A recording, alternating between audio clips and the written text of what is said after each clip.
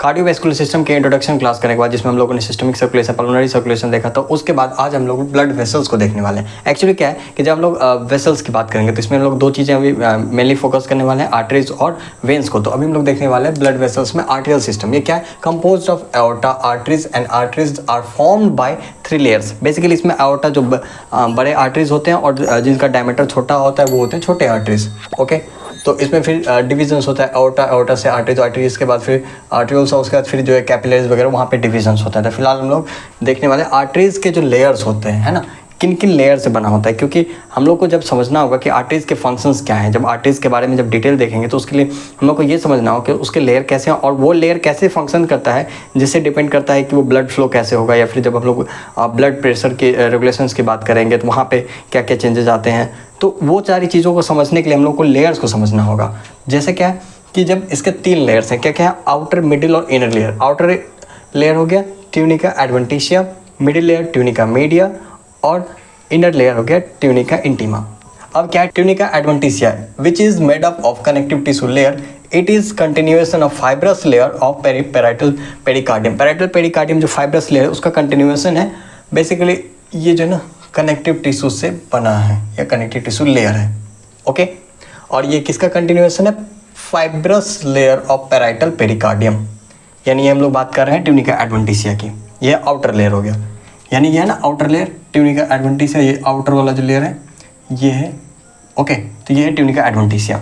अब है middle layer, ये क्या है? Tunica media which is formed by smooth muscles. The tunica media contain more elastic tissue and some little smooth muscles. This allows the vessel wall to stretch, absorbing the pressure wave generated by heart as it beats. Okay, तो अब हम लोग एक बात जानते हैं heart के बारे में। बेसिक क्या है? इसका पंपिंग एक्शन होता है, यानी ब्लड वेव पंप करता है। तो पंप करते हैं कुछ प्रेशर से।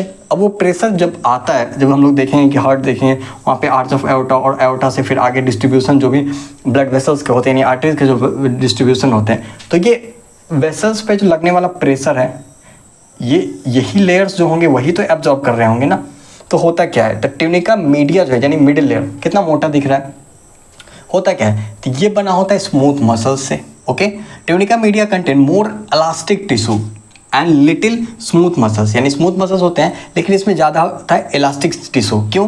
क्योंकि क्या होता है? This allows the blood vessels, यानी आर्टरीज की बात, this allows the vessel wall to stretch absorbing pressure wave generated by heart as it beats. अब ये हार्ट जो बीट कर रहा है, हम ऑलरेडी बोले थे कि यहाँ पे आर्च ऑफ एओर्टा की जब बात कर लें या फिर किसी भी आर्टरीज की बात कर ले तो वहाँ पे लगता है प्रेशर।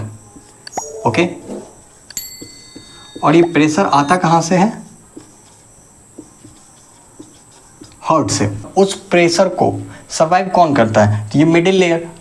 अब इस मिडिल लेयर पे ये एक्चुअली क्या है कि प्रेशर को एब्जॉर्ब करता है ना, कि absorbing the pressure wave generated by heart. अब हार्ट जो प्रेशर जनरेट कर रहा होता है वो प्रेशर एब्जॉर्ब कौन करता है? ये मिडिल लेयर यानी tunica media.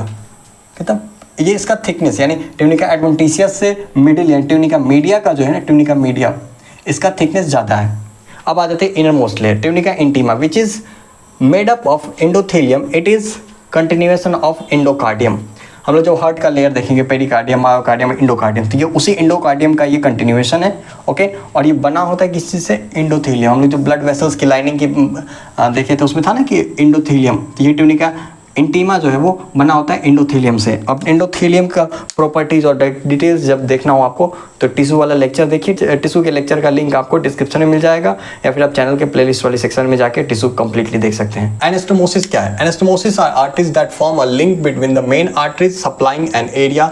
Example the artery supplied to the palms of hand, soles of the feet. तो हम लोग ये मान के चल रहे हैं कि ये कोई आर्टरी, मेन आर्टरी है और यहाँ ना ब्लड सप्लाई है। ओके, हम लोग ये कह रहे हैं कि ये कोई है मेन आर्टरी।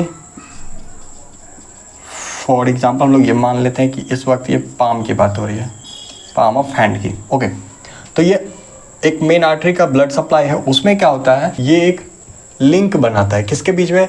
मेन आर्टरीज के बीच में और सप्लाइंग एरिया के बीच में। If one artery supplying the area is blocked, the anastomotic arteries provide a collateral circulation. अब होता क्या है कि अब ये हम लोग देखें कि मेन आर्टरी यहाँ पे टिश्यू सारे हैं। ओके, यहाँ पे टिश्यू है और यहाँ पे ये ब्लड फ्लो, ब्लड सर्कुलेशन यहाँ पे पहुँच रहा है। ठीक है, अब होता क्या है कि किसी कारणवश यहाँ पे जो है ना ब्लॉकेज हो रहा है, ब्लॉकेज हो रहा है, यानी ब्लड यहाँ पे आ रहा है पर इसके आगे नहीं जा रहा। अब इसके आगे नहीं जा रहा तो यहाँ से डिस्ट्रीब्यूट होने वाले जितने भी ब्लड वेसल्स यानी आर्टरीज हैं, और यहाँ पे जो सप्लाई जिन जिन टिश्यूज़ को कर रहे हैं वहाँ पे ब्लड सप्लाई नहीं होगा। एनास्टोमोसिस क्या करता है, एक लिंक बनाता है कि अब एक यहाँ से एक ऐसा सर्कुलेशन का पार्ट जो यहाँ पे भी सप्लाई कर रहा है, अच्छा यहाँ ब्लॉकेज है ना, ओके, यहाँ से एक लिंक, यानी किसी भी तरीके से ये ब्लड सप्लाई यहाँ से आकर के वो सारे टिश्यूज़ में ब्लड सप्लाई पहुँचा देगा। या फिर वो सर्कुलेशन का पाथवे कुछ ऐसा हो सकता है, या फिर एक ऐसा होता है कि एक नया आर्टरी, ऑल न्यू आर्टरी है ना, एक आर्टरी यहाँ पे सप्लाई हो करके इस तरीके से कि इस टिश्यूज़ में पहुँच रहा है और फिर यहाँ के पूरे एरिया में यहाँ पे ये सप्लाई कर रहा है। ओके, अब क्या हुआ, this is most likely to provide a adequate blood supply when blockage occurs, gradually giving anastomotic arteries time to dilate. Okay, तो ये क्या है कि anastomotic arteries जो सप्लाई कर रहे हैं एक्चुअली है क्या कि जो arteries main arteries already supply कर रहा है वो सप्लाई कर रहा है, एनास्टोमोटिक आर्टरीज अपने टिश्यूज या इस लिमिटेड एरिया में सप्लाई कर रहा है। अब अचानक से कहीं पे ब्लॉकेज हो जा रहा है तो वो क्या हुआ, वहाँ पे एक तरह से हम लोग ये इमेजिन कर सकते हैं कि वहाँ पे वर्कलोड बढ़ जा रहा है। अब उस वर्कलोड को मैनेज करने के लिए थोड़ा टाइम लगता है ना, टाइम ये धीरे धीरे ग्रेजुअली ये चीज़ें मेंटेन कर लेता है, यानी टिश्यू को जो एडुकेट ब्लड सप्लाई होता है वो adequate blood supply anastomotic arteries पहुँचा देती है। और ये कहाँ कहाँ मिल सकता है हम लोग को, फीट में मिल सकते हैं, यानी सोल्स ऑफ फीट या फिर पाम्स में। क्या ये हर जगह प्रेजेंट है बॉडी के? नहीं, मेजॉरिटी ऑफ जगह ये एनास्टोमोटिक आर्टरीज मिल जाते हैं, पर बहुत सारे ऐसे क्रूशियल जगह हैं, बहुत सारे ऐसे वाइटल ऑर्गन्स हैं वहाँ पे एनास्टोमोटिक आर्टरीज नहीं है, जिसका एक एग्जांपल है ब्रेन। ओके, अब देखते हैं जहाँ पे एनास्टोमोसिस नहीं है वहाँ पे अब देखने को क्या मिलता है, वहाँ पे मिलता है एंड आर्टरीज। ये क्या है, तो end arteries it is an artery that is sole source of blood to a tissue. Okay, अब हम लोग यहाँ पे देखें कि ये मेन आर्टरी था और यहाँ से एनास्टोमोसिस होकर के अलग अलग पोर्शंस में ब्लड सप्लाई हो रहा था, है ना। तो अब यहाँ पे क्या है, ये मेन आर्टरी के अलावा कोई भी और आर्टरी का सप्लाई नहीं है, यानी किसी भी तरह का कोई सप्लाई नहीं है। सिंपल एक मेन आर्टरी है जो जाकर के यहाँ पे टिश्यूज पे, ये टिश्यू है ना, इन टिश्यूज पे ब्लड सप्लाई कर रहा है। अब क्या है, it is an artery that is sole source of blood tissue, यानी इस टिश्यू को ब्लड सप्लाई अगर चाहिए, यहाँ पे ब्लड सप्लाई जो आता है वो सिर्फ एक ही आर्टरी है जो यहाँ पे ब्लड सप्लाई लाता है। अब होता क्या है, एग्जाम्पल क्या क्या है, the branches of circular arteries या सर्कल ऑफ विलिस, यहाँ पे बात की जा रही है ब्रेन की, जो ब्रेन में जो ब्लड सप्लाई कैसे पहुँचता है वो सर्कल ऑफ विलिस उसको कहते हैं। In the brain, okay, brain की बात होगी, and the central artery of retina यानी आई से, ठीक है, यहाँ पे भी इंड आर्टरीज मिलता है, ठीक है। When an end artery is blocked the tissues it supply die because there is no alternative blood supply. अब यहाँ पे बात की जा रही है कि अगर ये मेन आर्टरी में किसी भी तरीके का ब्लॉकेज आ गया, अगर यहाँ पे कोई ब्लॉकेज आ गया तो आगे यहाँ पे कोई भी ब्लड सप्लाई नहीं जाएगा, जिसके वजह से ये टिश्यू अल्टीमेटली क्या कर जाएगा, डेथ, यानी टिश्यू के सर्वाइव करने का कोई ऑप्शन यहाँ पे नहीं बचता है। आई होप आप लोगों का ये क्लियर हो गया हो। कैपिलरी फिल टाइम, ये क्या है, when an area skin pressed firmly with a finger it turns white because the blood in the capillaries under the finger has been squeezed out. Okay, अब ये है क्या, कैपिलरी रिफिल टाइम, ये काफ़ी important चीज़ है क्या, पहले वो समझते हैं उसके बाद समझते हैं कि कैसे इंपॉर्टेंट है। तो होता क्या है, फिंगर से किसी एरिया को प्रेस करते हैं, मैं यहाँ पे फिंगर से फिंगर को प्रेस कर रहा हूँ। अब जिस एरिया को मैंने प्रेस किया है, होता क्या है, वहाँ पे जो एरिया प्रेस्ड एरिया है ना वो हो जाएगा वाइट। वाइट क्यों होगा, क्योंकि यहाँ पे जो कैपिलरीज होंगे, फॉर एग्जांपल कि मैं ये कह रहा हूँ कि ये मेरा फिंगर है, ओके, और ये इसका अपोजिट साइड अगर है तो वो कुछ ऐसे होगा, ओके, और इसको मैंने प्रेस किया। अब इस एरिया को प्रेस करने के बाद क्या होगा, जो मैंने यहाँ पे ब्लैक से किया ये पोर्शन हो जा रहा है वाइट। क्यों हो रहा है, क्योंकि यहाँ पे जो कैपिलरीज का ब्लड वेसल्स है ना, कैपिलरीज, उनका सप्लाई जो होगा, अब इसमें जो ब्लड था प्रेस होने से यहाँ से ब्लड हट जाएगा, जिसके वजह से यह क्या होगा, स्क्वीज्ड आउट हो जाएंगे, यानी यहाँ पे जो ब्लड है वो निकल जाएंगे। अब क्या होगा, Normally, it should take less than 2 seconds for capillaries to refill. Once again, the finger is removed and for skin turns pink again. तो ये मैंने इसको प्रेस किया, ओके, इसको प्रेस किया, वाइट हुआ, यहाँ पे जो कैपिलरीज था यहाँ से ब्लड निकल गया। इसके हटाने के बाद लगभग 2 सेकंड या 2 सेकंड के अंदर ये फिर से ये वाइट वाला पोर्शन रेड हो जाएगा या फिर रेड या पिंक हो जाएगा। क्यों? क्योंकि यहाँ पे जो था ब्लड सप्लाई जो है ना वो आ जाएगा। यहाँ पे जो यहाँ से ब्लड निकल गया था, जो कैपिलरी से ब्लड हट गया था, वो ब्लड फिर से क्या है वापस आ जाएगा। अब ये क्यों इंपॉर्टेंट है? होता क्या है, इन्फेक्शन के केसेस वगैरह में कैपिलरीज टाइम बढ़ जाते हैं। यहाँ पे ब्लड से रिलेटेड डिसऑर्डर्स वाइज कंडीशन में क्या होता है, कैपिलरीज रिफिल टाइम जो है वो बढ़ जाता है। ओके, तो वो कैपिलरीज रिफिल टाइम से हम लोग ये आइडिया लगाते हैं कि अच्छा क्या क्या कंडीशन होगा। जब हम लोग को डिजीज कंडीशन देखेंगे तो बहुत अच्छे से समझ में आएगा। फिलहाल इतना कि कैपिलरीज रिफिल टाइम क्या होता है और ये क्यों इंपॉर्टेंट, ये हम लोग समझ गए। आई होप आप लोगों का ये क्लियर हो गया होगा। ओके, ब्लड वेसल्स में अब हम लोग वेन्स को देखने वाले हैं। वेनस सिस्टम ये क्या है? Form the capillaries venous system starts and it includes venules, veins, vena cava. Okay, हम लोग जब देखते हैं वेन्स के बारे में, पहले हम लोग आर्टरीज के बारे में क्या देखे थे कि आर्टरीज का वर्क ये था कि वो जा करके टिश्यू के पास है ना, यहाँ पे आर्टरीज ऑक्सीजनेटेड, फिलहाल हम लोग ये मान के चलें कि ऑक्सीजनेटेड ब्लड आर्टरी सिस्टम से पहुँच गया। ओके, तो हम लोग वेनस सिस्टम की बात अब करेंगे कि ये ऑक्सीजनेटेड ब्लड है ना, ऑक्सीजनेटेड ब्लड ये आर्टेरियल सिस्टम के थ्रू टिश्यू के पास पहुंच गया। अब यहाँ पे मेटाबॉलिज्म हुआ, एक वेस्ट प्रोडक्ट बन रहा है कार्बन डाइऑक्साइड। ओके, हम लोग को इतना पता है। अब ये कार्बन डाइऑक्साइड ट्रांसपोर्ट हो करके बाहर इन्वायरमेंट में आएगा। वो कैसे आएगा? तो उसमें यहाँ पे अब इन्वॉल्वमेंट आ जाएगी वेनस सिस्टम की। तो क्या होगा, टिश्यूज़ के पास फिर कैपिलरीज, एक्चुअली क्या होता है, एक्सचेंज होता है। फॉर एग्जाम्पल ये आर्टरीज है, तो यहाँ पे क्या होता है, माइन्यूट कैपिलरीज, बहुत फाइन कैपिलरीज होते हैं। ठीक है, बहुत फाइन कैपिलरीज होते हैं। यहाँ पे एक्सचेंज होता है, इन कैपिलरीज के पास एक्सचेंज होता है। फिर क्या होता है, यहाँ से वेनस सिस्टम स्टार्ट हो जाता है। यानी ये ऑक्सीजनेटेड ब्लड, ये ब्लड तो कंटिन्यू हो रहा है, यहाँ पे एक्सचेंज हुआ और ये यहाँ पे कार्बन डाइऑक्साइड आ गया। अब क्या हुआ कि यहाँ पे क्या क्या चीज़ें इन्वॉल्व होगी, वेन्यूल्स छोटे वाले, वेन्स, डायमीटर बड़ा करते जाओ नाम चेंज होते जाएगा, बाकी ये है फिर सेम चीज़ें वेनस सिस्टम में। ओके, अब क्या है, blood pressure drop significantly in capillaries bed, so blood passing in venous system does so under very low pressure.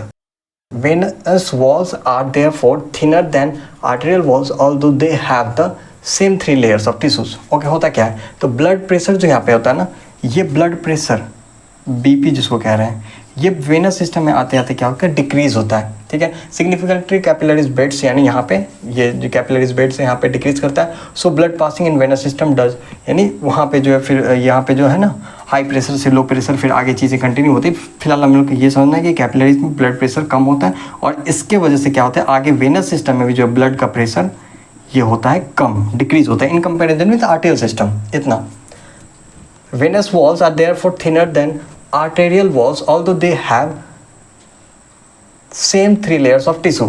Okay, तो जब हम लोग आर्टरीज में क्या क्या देखे थे, पहला layer tunica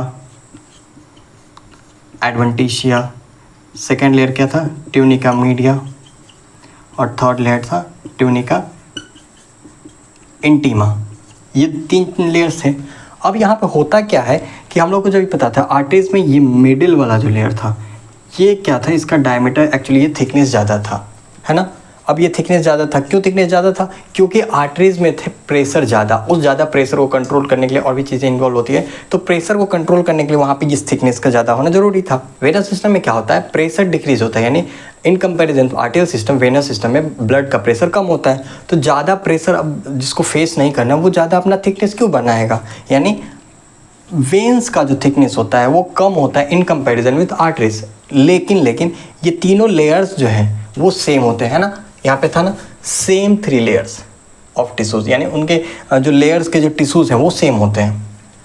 some veins possessive valves which prevents backflow of blood, they are formed by fold of tunica intima and strengthened by the connective tissue. Okay, अब हम लोग बात कर लेते हैं वाल्व्स के बारे में, ये होता क्या है।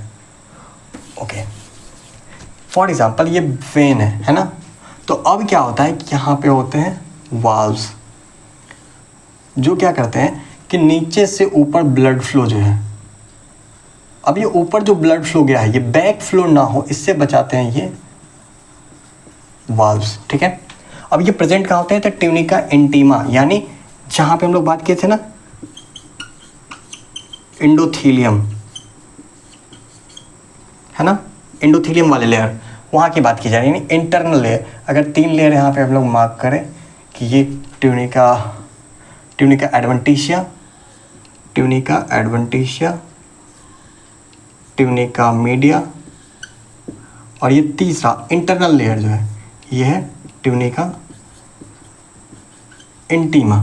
तो ये इंटरनल वाले लेयर्स में ये वाल्व्स बने होते हैं। ओके, अब क्या है? Valves mainly found in veins of limbs, specially lower limbs where blood must travel a considerably distance against the gravity when individual is standing। अब ये वाल्व्स के बारे में हम लोग क्या देखें कि वेन्स में वाल्व्स होते हैं जो बैक फ्लो से प्रिवेंट करते हैं। अब जो है इन वाल्व्स ये होते कहाँ है? तो बेसिकली क्या होता है लिम्स में, एक्चुअली जो लोअर लिम्स की बात की जा रही है, तो लोअर लिम्स से फॉर एग्जांपल अगर मैं खड़ा हूँ तो इस वक्त जो मेरे लिम्स में ब्लड है उसको हार्ट में पहुँचने के लिए, जब वेनस रिटर्न हम लोग देखेंगे तो वो हार्ट में पहुँचने के लिए नीचे ग्रेविटी के अगेंस्ट काम करना होगा, यानी ग्रेविटी के अगेंस्ट फ्लो करना होगा और फिर वो हार्ट में पहुँचेगा। तो ग्रेविटी से अगेंस्ट, अब फॉर एग्जांपल ग्रेविटी किसी चीज़ को नीचे की ओर लेती है और ब्लड को जाना है ऊपर, तो यहाँ ऊपर से नीचे आने के चांसेस ज़्यादा है, तो इस बैक फ्लो से प्रिवेंट करता है ये valves. At any one time about 2/3 of bodies blood in venous system. Okay, तो अब वेनस सिस्टम की क्या बात है कि यहाँ पे जो है ना किसी भी समय में एट एनी टाइम किसी पर्सन को आप any time at any point of time, for example एक टाइम हम ले रहे हैं कि अभी एक पर्सन के बॉडी में उसके वेन्स में कितना ब्लड होगा, यानी उसके वेनस सिस्टम में कितना ब्लड होगा एक्चुअली। ओके, वेनस सिस्टम में कितना, तो वो नंबर आता है 2/3, ठीक है, यानी उसके बॉडी का टोटल ब्लड, उसका 2/3 ब्लड वेनस सिस्टम में प्रेजेंट होगा। This allows the vascular system to absorb and extend sudden changes in blood volume such as hemorrhage. The veins can constrict and helping them to prevent a sudden fall in blood pressure. Therefore veins are called capacitors of vessels। अब होता क्या है, पहले हम लोग देखें कि blood venous system में एक्चुअली 2/3 ऑफ ब्लड प्रेजेंट होता है। अब फॉर एग्जांपल कहीं पे किसी पर्सन का एक्सीडेंट हो गया, हेमरेज हो रहा है, ब्लीडिंग हो रहा है, यानी ब्लीडिंग ऐसा बहुत बड़े लेवल पे ब्लीडिंग हो रहा है, तो क्या होता है कि उस ब्लीडिंग हुआ, फॉर एग्जांपल ब्लड की कमी होगी, यानी ब्लड वॉल्यूम कम हो रहा है, तो ब्लड वॉल्यूम के कम होने से क्या होगा कि ब्लड प्रेशर फॉल करेगा। तो उस ब्लड प्रेशर जो तुरंत फॉल कर जाए उससे क्या होगा, वाइटल ऑर्गन तक और ब्लड नहीं पहुंचेगा, तो पर्सन बहुत ही जल्दी उसमें सेल्स में चेंजेस आएंगे और अल्टीमेटली डेथ हो सकता है। तो उस डेथ या फिर किसी भी बुरे इम्पैक्ट से बचाने के लिए क्या होगा कि वेनस सिस्टम में जो ब्लड प्रेजेंट है 2/3 ब्लड है, काफ़ी बड़ा अमाउंट है ये नंबर, तो वो ब्लड क्या होता है, ब्लड वेसल्स यानी वेन्स जो है वो कंस्ट्रिक्ट होते हैं और वो ब्लड जो होते हैं बॉडी में सर्कुलेट किए जाते हैं, जिससे क्या तुरंत एक सर्टेन एक्सटेंट तुरंत जो है वो उस चीज़ को मेंटेन करने की कोशिश की जाती है, टू एन एक्सटेंट। अब कहने का मतलब ये है कि एक लिमिटेड चीज़ें हैं यहाँ पे, ऐसा नहीं है कि अब ब्लीडिंग कंटिन्यू हो रहा है, ब्लीडिंग अगर कहीं से ब्लीडिंग हो रहा है तो उसको रुकना भी है बाहर, अगर वो ब्लीडिंग नहीं हो रहा तो वेनस सिस्टम किस लेवल तक, यानी एक एक्सटेंड एक लिमिटेड लेवल तक ही उस चीज़ को प्रिवेंट कर सकता है। अगर वो सारे ब्लड को पंप आउट कर रहा है, उसको ब्लड वेसल्स को कॉन्स्ट्रिक्ट कर रहा है, ब्लड प्रेशर को मेंटेन करने की कोशिश कर रहा है, अगर वो ब्लीडिंग नहीं रुकता है तो वेनस सिस्टम भी वहाँ पे फेल कर जाएगा, और इसलिए हम लोग वेन्स को बोलते हैं कैपेसिटेंस वेसल्स। आई होप आप लोगों का ये क्लियर हो गया होगा। इसी चैप्टर के किसी नए टॉपिक के साथ हम लोग मिलते हैं अगले वीडियो में, तब तक आप लोग वीडियो को लाइक करें, चैनल सब्सक्राइब करें और कमेंट करें। एक्चुअली आप अपने फीडबैक जरूर लिखें कि वीडियो कैसा लग रहा है, कुछ इंप्रूवमेंट की ज़रूरत है या फास्ट स्लो, आप जो भी आपका ओपिनियन है इस वीडियो के बारे में, आपको क्या लगता है, सारी चीज़ें आप कमेंट सेक्शन जरूर लिखें। मिलते हैं नेक्स्ट वीडियो में, धन्यवाद।